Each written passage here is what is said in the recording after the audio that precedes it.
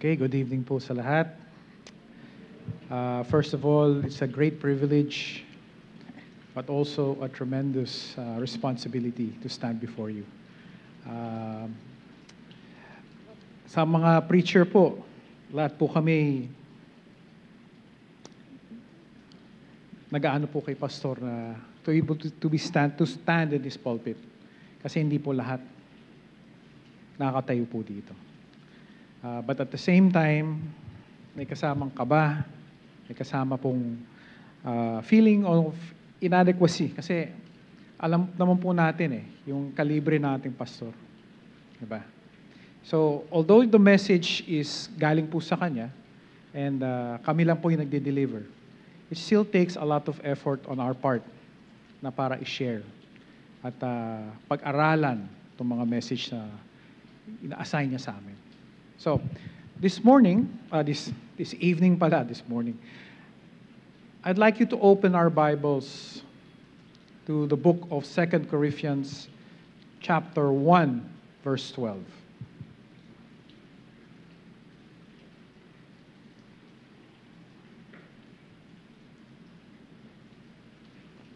Nakita na po? Okay. So sabi po dito sa salita ng Diyos, "For our rejoicing is this, the testimony of our conscience, that in simplicity and godly sincerity, not with fleshly wisdom, but by the grace of God, we have had our conversation in the world, and more abundantly to you, Lord." Let's bow our heads and close our eyes. Thank you, Lord, for this opportunity to be able to share and to dwell on your word. I am unworthy, Lord. It's only through your grace, your mercy, that I'm able to speak on behalf of our pastor. Equip me, Lord. Fill me with your courage, your wisdom, as I share your word tonight. This is my prayer, Lord, in the sweet might of Jesus. Amen. Let's recite our pledge to Jesus before we sit down. Okay? So sabay-sabay po. Ipamamamuhay ko si Jesus bilang aking Panginoon at tagapagligtas. Siya ang aking kanlungan sa oras sa problema at kahirapan. Siya ang aking pag-asa sa panahon ng kalungkutan. At ako'y nangangako na hindi ko hanapin sa ibang lugar, sitwasyon, tao, kayamanan man, ang lahat ng awa at biyayang tanging kay Kristo ko lamang matatagpuan. Okay, let's take our seats. So, a popular TV personalities once said na ang buhay ay weather lang daw. Okay? Parang ano rin daw yun. Another way to say it is, ang buhay ay parang gulong. Okay? Gulong ng bisikleta. Can we please show the gulong? Ito yung gulong ng buhay. Okay? So, makikita natin sa ibabaw. Okay? At times, nasa taas po tayo, the peak of life, meron po tayong success, meron tayong love, meron tayong good health, and life is good. Diba? Everything is going well. On the other side, minsan, nasa ilalim tayo ng gulong. Okay? Anong pwede mangyari? Sa isang iglap, pwede mag-iba yun. Pwedeng nasa ilalim tayo ng gulong. Wala tayo ng trabaho, may sakit tayo, o may masakit yung mga kamag-anak natin, marami tayong utang, may namatay, and everything seems to fall down. Everything na kala nating we can depend on, nawala. Ganun po ang buhay. Sometimes we are up, and sometimes we are nasa ilalim tayo. When we're in the bottom, life can feel overwhelming or chaotic. Hindi natin alam ang gagawin natin.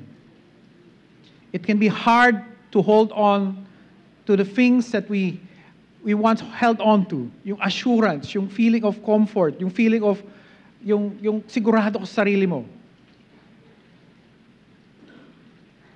So, importante po is, what are the things na pinaghahawakan natin sa buhay? Kasi in times of trouble kasi, that's where you look at eh. Kung titignan natin, pwedeng, ay, trabaho ko yun. Hindi ako mawawala ng trabaho. Or health natin yun. Malakas ako. Malaki katawan ko. Nag-exercise ako. Hindi mo mawawala yun. Yung pamilya ko, kasama ko palagi yan. Mga kaibigan ko, talagang solid kami. But time and time again, nakita natin yan mga kapatid. Lahat yan pwedeng mawala. Sa isang iglap, pwedeng mawala yan. One wrong decision, one moment of desperation or misjudgment, pwedeng mawala po yun. Yung kala mong healthy ka, pwedeng the next thing you know, nasa ER ka na. Yung mga kasama mo, yung pamilya mo, kala mo you can depend on your family and friends. When something happens, pwede mo wala sila. Yung trabaho. The moment nagkaroon ka ng sakit, sinasabi ko sa iyo, may kapalit ka sa trabaho. That's the reality of life, mga kapatid.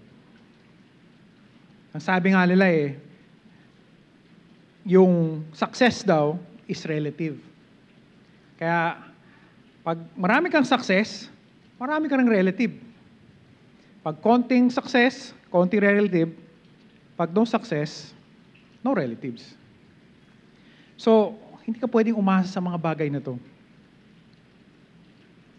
Pero mga kapatid, there's one thing that is available to us bilang Kristiyano na hindi nagbabago, hindi mawawala, and through the years and centuries has always proven trustworthy na pwedeng asahan. Alam niyo kung ano yun? It is God's unchanging character. Kung anong siya before, yung panahon ni Moses, yung panahon ni Abraham, siya pa rin hanggang ngayon. And that is what we should rely on.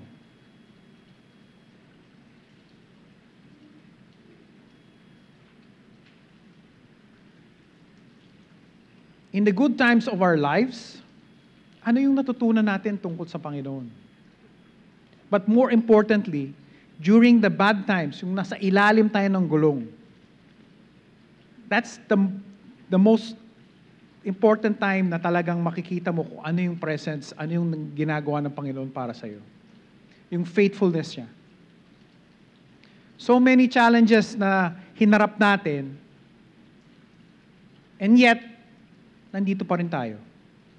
And it is because of the presence of God.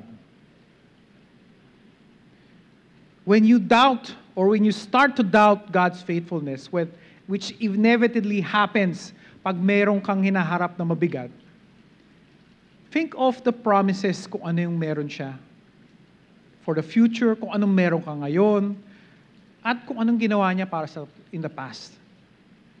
No matter what is happening in and around you, God's grace is still in full force and is ever present. He is still with you and for you, even if we don't feel it, even if we do not understand the situation. So, a question tonight. How can we face any situation which is difficult, which is challenging, and still have full confidence in God's grace and how we can come out of these difficult circumstances with our faith still intact? And the answer to that is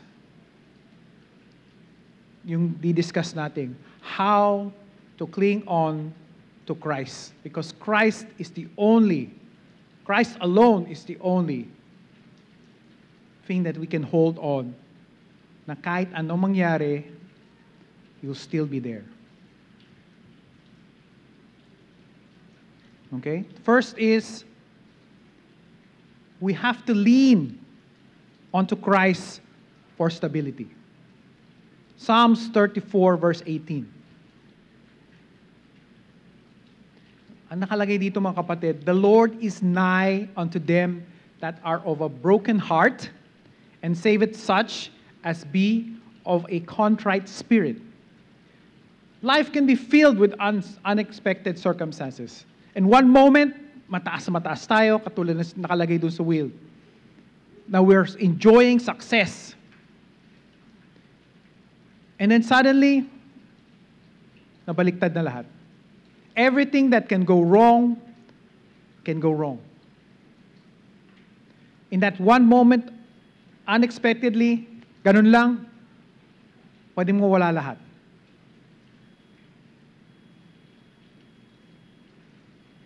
Some of these events that will happen to you in your life can really just knock you back. Hindi mo alam kung anong pupuntahan mo. You feel like your whole life is crashed down. Yung dating orderly na buhay mo, na ini-enjoy mo, biglang wala na. No structure, no order is left. Anong gagawin mo pag nangyari ito sa buhay mo, sa mundo mo? Anong gagawin mo pag natanggap mo yung tawag, yung text, yung PM, yung post, nakita mo, that will convey bad news? Anong gagawin mo pag dumating yung resulta ng health test na yon that tells you that you have a disease? Anong gagawin mo pag nilapitan ka ng boss mo, sasabihin na, pasensya ka na, Brad. First in, first out. Mababa ang profit ng company. We have to let you go. Anong gagawin mo kung bilang estudyante, yung kala mong papasa ka, tapos pagtingin mo sa grades mo, yung pala nag-fail ka. Very easily, we can be overwhelmed. And when we look for that support, that validation, sa mga kaibigan natin, sa family natin, hindi natin mahanap, the first question na tatanong natin, wala bang nagke-care para sa akin? Unfortunately, nangyayari to at nakikita natin yung resulta, maraming tao na overwhelmed, hindi nawawala ng pag-asa, hindi alam ang gagawin. It can happen to anyone. It doesn't mean that nawala yung salvation mo when you suffer through these things. It only means that you live in an imperfect world. Kaya nga sabi ni Pastor, it's important to be kind. Kasi hindi mo alam kung ano yung pinagdadaanan ng mga kausap mo. In the Bible, this was exactly the situation that disciples were facing. Immediately after their triumphant return to Jerusalem, na in-honor sila, na tinaas sila, inaano si Jesus Christ. And can you imagine, pagpasok siguro ni Jesus Christ sa Jerusalem, kasama sila, siguro marami rin nag-recognize sa kanila, uy, si Paul yun. Uy, si John yun. They were enjoying the success and recognition. And then suddenly, a week after, ano nangyari? Si Jesus Christ, hinuli, ginulpe, crucify, pinatay. Ano yung nararamdaman nila yung moment na yun? Yung immediately after na sinabi, patay na si Jesus Christ. Can you imagine kung ano yung nararamdaman ng mga disciples at that time? When all of a sudden, from that success that they had, tas biglang bumaliktad, after 1 week, all of a sudden, takot sila. Alone sila, hindi nila alam kung anong gagawin nila. Hinuli si Jesus Christ, pinatay. Litong-lito siguro sila. Yung mundo na alam nila, biglang bumaliktad. Yung assurance na meron sila, nawala. It was snatched away from them. They felt alone. They felt afraid. and they expected the worst.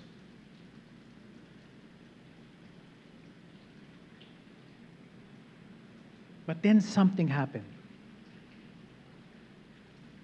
Something happened. And we can see what this was in John chapter 20, verse 19. Then the same day at evening, being the first day of the week, when the doors were shut, kasi nilock nila, kasi natatakot sila, baka hulihin rin sila, where the disciples were assembled for fear of the Jews, came Jesus and stood in the midst and saith unto them, Peace be unto you. Continuing in verse 20, and when he had said so, and he showed them his hands and his side, then were the disciples glad when they saw the Lord. Kung makikita mo sa verse 19, nakalagay, they were assembled for fear of the Jews. Tapos sa verse 20 nakalagay, they were glad. Biglang naging masaya sila. Jesus came among them and said, Peace be with you. He showed them their hands. He showed them his side. The disciples were overjoyed. Can you imagine? Yung fear nila na lift, nawala. Nawala yung agam-agam nila. Jesus is back. The difference was immediate. The presence of Christ turned their panic into confidence, their fear into good cheer. Just like in the wheel of our lives, we may be concentrating on what is happening in our lives, and we fail to see that in our midst, in the middle of that wheel, there is Christ.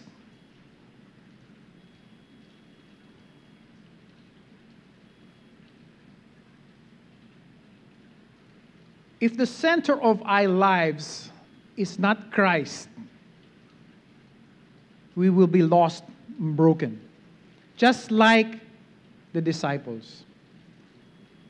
Immediately after Christ was crucified, they were focusing on their fear, they were focusing on their doubts, not knowing that Christ was amongst them. Just like the wheel, we should lean on Christ. We have to make Him the center of our lives. No matter what happens, kung nasa taas ka, nasa baba ka, whatever you're experiencing in your life, wherever you are in that wheel, you should always focus on what is in the middle. Kasi kung tatanggalin mo yan, yung gitna, that whole thing falls apart. Wala kang nakitang gulong na walang hub. Pag tinanggal mo yan, makakalas yan. Christ is the linchpin or should be the linchpin of our lives bilang mga Kristiyano. Kasi if you make any other thing the linchpin o yung sentro ng buhay natin, like I said before, pwedeng mawala to. During every moment of our lives, from the very best to the very worst, God is with us. We may lose sight of His presence, but He's always there. He has a plan which is better for us than we can ever plan for ourselves. He cares for us. We will never walk alone in tough times. In fact, when we are in pain, that is when God is closest to us. So tonight, maybe you're carrying some unforeseen pain that you're just smiling. But you have something na may dinadala ka. And you're asking yourself, who really cares about me? Are you afraid that you feel that no one cares for you? Remember the wheel. Christ is our center and He cares for us. He has never left us. And He's not going to leave us now.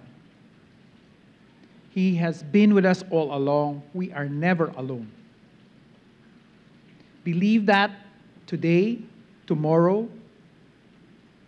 and have that confidence and peace that Christ brings. So number one was lean on Christ for stability. Number two, listen to Christ for supervision and direction.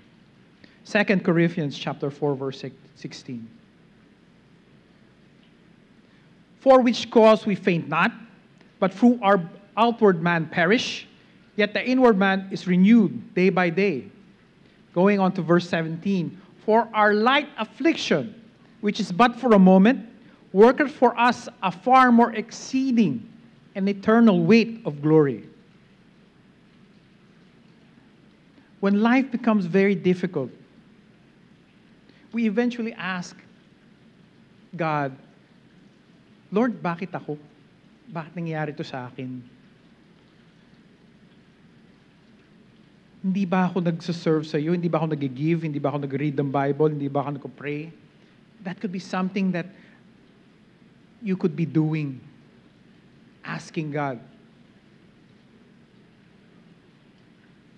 Pero mga kapatid, that's the wrong question to ask.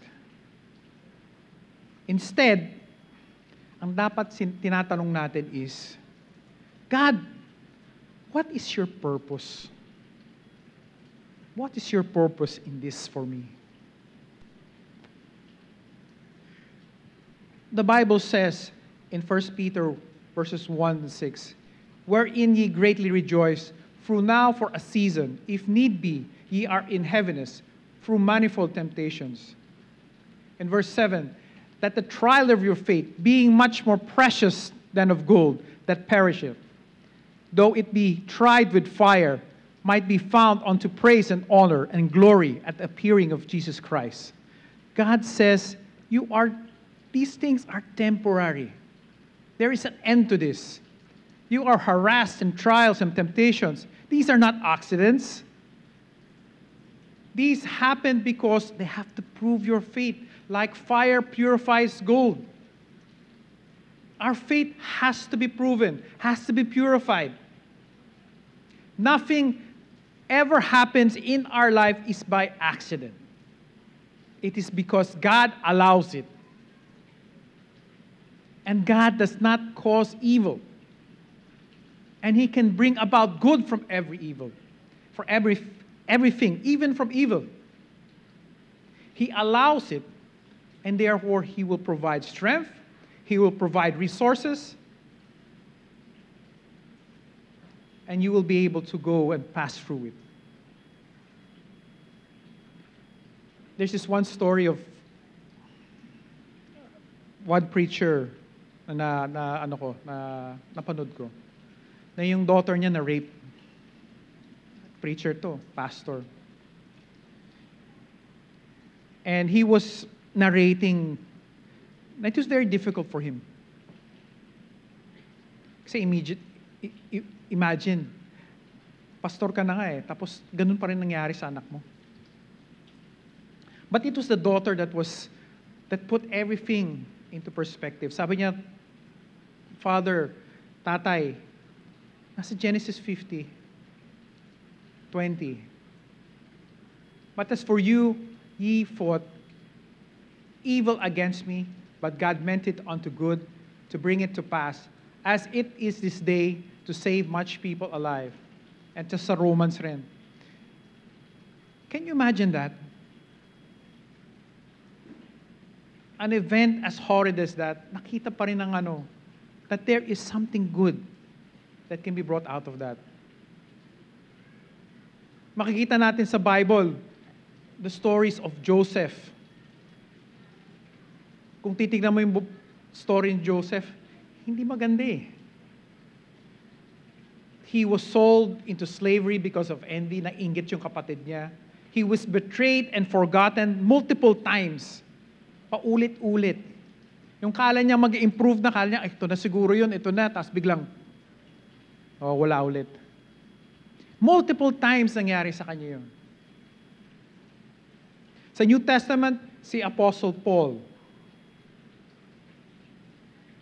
Makikita mo yung buhay ni Apostle Paul. It was not easy. He was stoned, shipwrecked, beaten, left for dead, imprisoned, whipped. He was hungry. Talagang binugbog siya, inapi siya. Pero kung titignan mo tong dalawang taong to, si Paul at si Joseph, they share one thing in common. Despite of everything that happened in their lives, hindi sila naging bitter. And because of that, yung plano ng Panginoon para sa kanila was able to take effect. Eh paano kung sinabi ni Joseph, ayoko na. I give up. Hanggang dito na lang ako. Ayoko na. O si Paul, sasabihin niya, Lord naman faithful naman ako sa iyo sinusunod ko lahat Ba't kailangan mangyari to? Ano mangyayari? These two, instead of asking, bakit ako? Anong ginawa nila? They both looked into God's direction and said, Lord, ano yung purpose mo para sa akin? Despite of the uncomfortable circumstances that they were in, they still trusted God. They learned to trust God in problems, in challenges, in setbacks. Even though at that time, siguro hindi nila naintindihan kung bakit nangyayari ito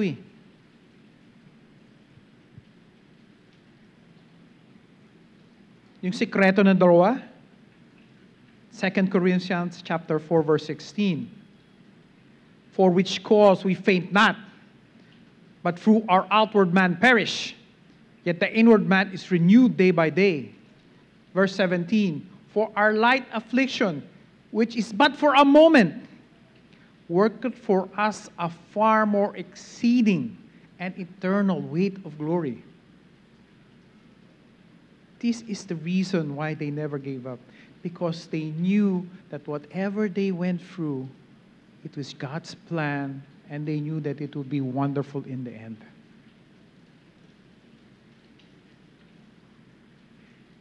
These problems, these challenges, they knew it was transitory. Alam nila, may hangganan rin to. And I know there is a purpose. I trust God.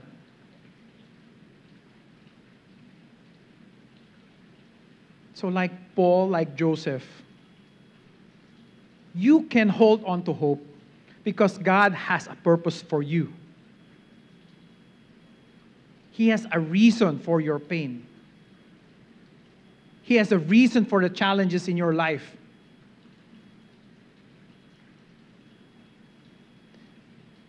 And an even greater reward will come that even exceeds whatever you're going through right now. When Jesus died on the cross, ang sabi ng followers niya siguro, that's it, tapos na, end na. That's it, tapos, wala na. Patay na si Jesus. Kalat na tayo. They thought God had made a mistake. Siguro sabi nila, Lord, kala ko ba ikaw mag-ano ng bagong magpapadala ka ng that this is the new kingdom. Siguro yun iniisip nila Mali ba? Like I said, the week before, Jesus was being honored, exalted, as he entered Jerusalem. And then what? Disaster, kahihiyan, hinuli siya, binubog siya, prinisent siya sa crowd, pinatay siya.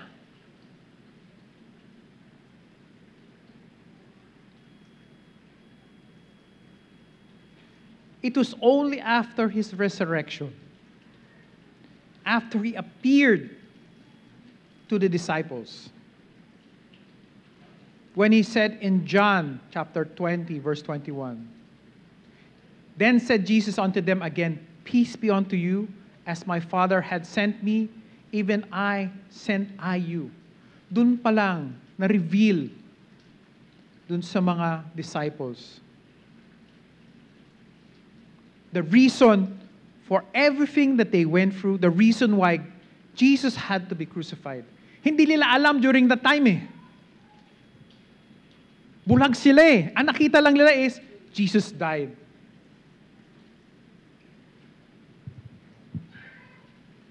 God's purpose for our lives is always greater than our problems and challenges. We have to trust Him to let you guide you and direct you. Just like yung tinatawag na fork or tinidor sa bisikleta. Kung walang tinidor, walang fork yung bisikleta, pag pinagulong mo yung gulong, walang direksyon yan.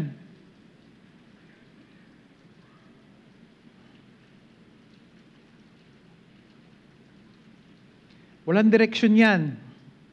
Walang pupuntahan yan. Trust Him to guide you and direct you. Because He can turn the crucifixions of our lives into resurrections. He specializes in hopeless situations. So how to cling to Christ during tough times?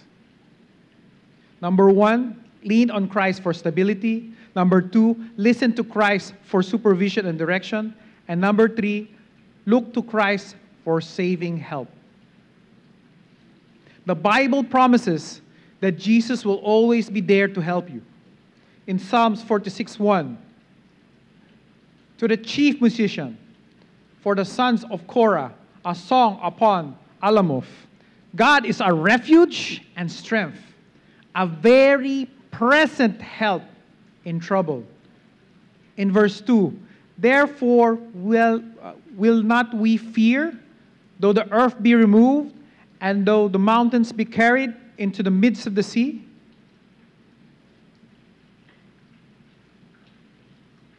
Pag may nangyari sa buhay natin, sinong unang tinatawagan natin, mga kapatid? Si kumpare ba? Si mama? Si papa? Si boss?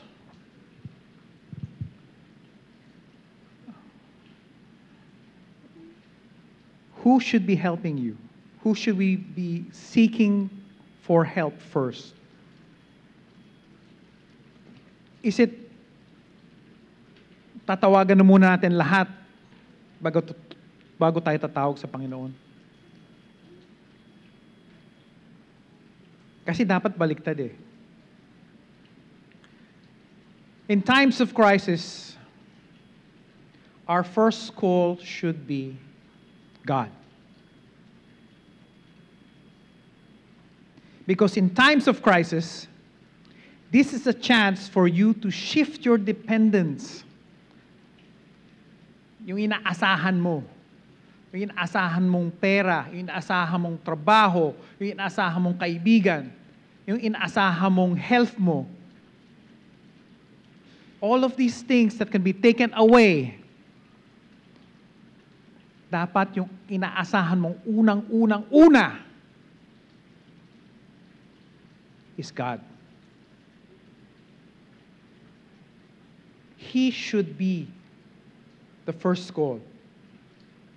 Because you may lose your home, your career, your marriage, your health, your friends, your family.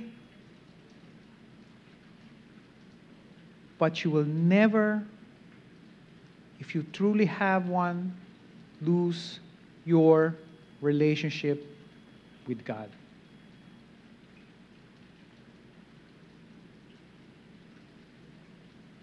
Baka kaya paulit-ulit yung problemang yung ganito na naman yung problema ko is because you are depending on the wrong things. And God is saying, stop depending on those things. Depend on me. Baka kaya paulit-ulit yung problema natin. Paulit-ulit yun na naman, finances na naman, health na naman, relationship na naman, problems in relationship. Perhaps, it is because God is tinatapi ka ng Panginoon. Sinasabi, Don't depend on them. Depend on me.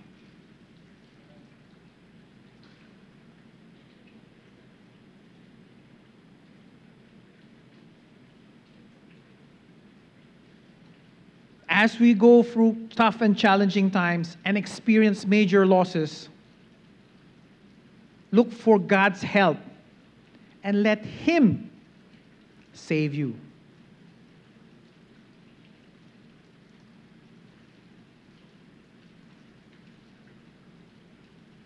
Don't worry about what your experience is, because growth will always be without or with pain. That's the most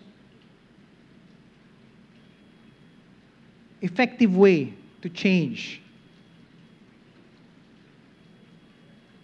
is through pain and grief.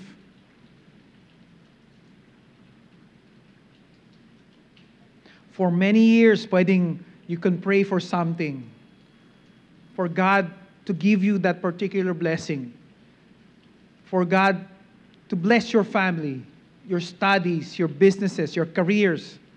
You may have people praying for you. You may have our pastor praying for you. You may have a strong, supportive family na faithful naman.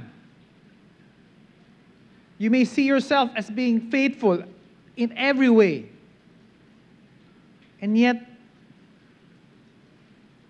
for some reason, your prayers have not been answered. Why do we have to suffer so much sometimes? It doesn't make sense sometimes. It's because we don't seek God's help. We don't depend on Him.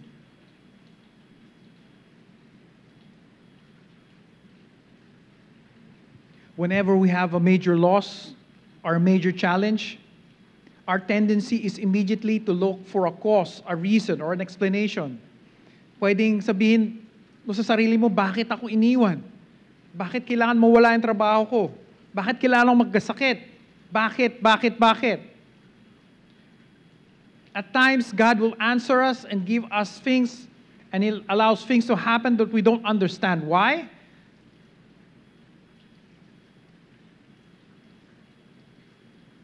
And when this happens, sometimes we have to put trust in Him. Sometimes we don't understand His plan. Pag ganun, mga kapatid, we have to have the faith to trust in His heart. And even if we're given an explanation, understanding will not help. You don't need explanation, you need faith. You need God. You need His comfort and His presence.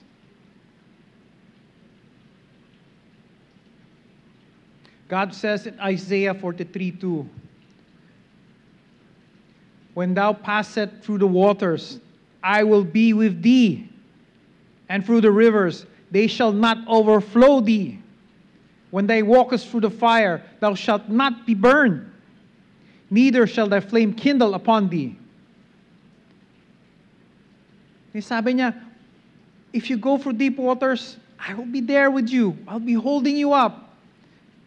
When you go through rivers of difficulty, I will not allow it to overflow and cover you.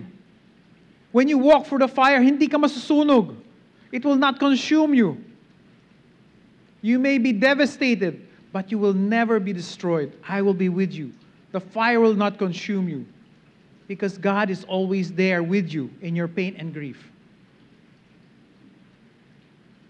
Stop looking for an explanation. You don't need it. God did not promise an explanation for everything that happens in this world. Bad things happen to good people, and good things happen to bad people. You don't need to understand. But if for everyone that follows Jesus, He has promised that He will always be there for us and will help us through it.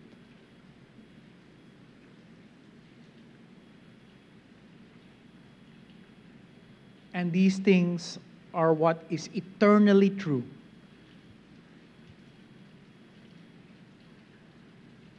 God is good, and He loves you. He is with us. He knows what we're going through. He cares. And even if we don't understand, He has a good plan for our lives. He will never leave us or forsake us. And this is something that we can depend and build our life on. So in tough times, mga kapatid, remember yung bike, yung wheel of the bike. We have to cling to Christ. How? And I end with these 3 points, just to review. Lean on Christ for stability. He should be the center of our lives. Nothing else. Listen for His supervision and direction, because He will guide us and will show us the way. And finally, look to Christ for saving help. He should be the first one to ask for help, nobody else. Let's all rise.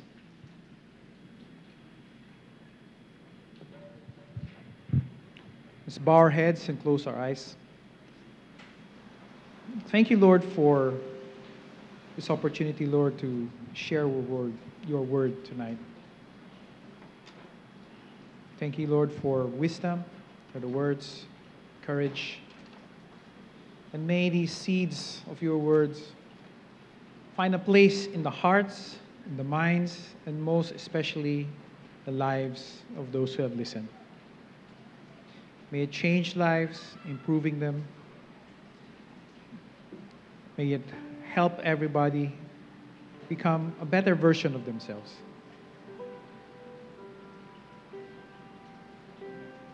As we stand here tonight, I invite every believer